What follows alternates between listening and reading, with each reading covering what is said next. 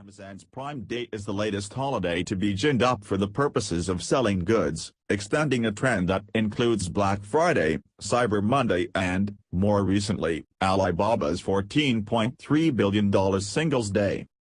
To become the kind of tradition that gets printed on calendars and factors into sales forecasts, however, it will need to become bigger than Amazon. And maybe change its name. Amazon has a stake in wanting this to become a holiday, but so do the other retailers. Not that Walmart or Best Buy would say publicly we love Amazon Prime Day, but the fact is they had deals to compete with the Amazon deals and they sold a lot, said Melissa Arnoff, a marketing expert with public relations firm Levick in Washington, D.C. Consumers have shown that when there's a deal to be had, the cultural, historic or religious hooks can be tenuous, if they're at all. That's certainly the case for Prime Day, set in July, a month of doldrums for retail that's insulated from any major gift-giving holidays. Amazon's shopping deals, which were open only to the 44 million Prime members it is estimated to have had on its first Prime Day last year, were snatched up by customers.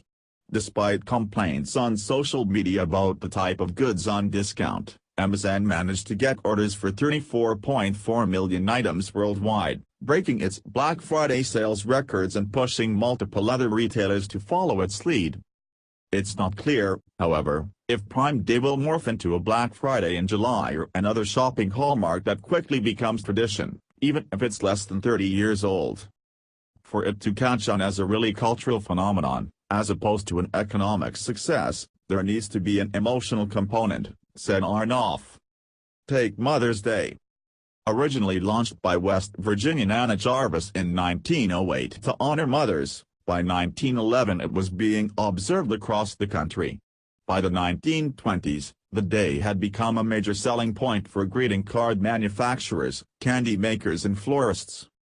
In fact, Jarvis was appalled at the commercialization of what she saw as a sacred day and went on to spend much of the rest of her life fighting what it had become. Another example is Black Friday.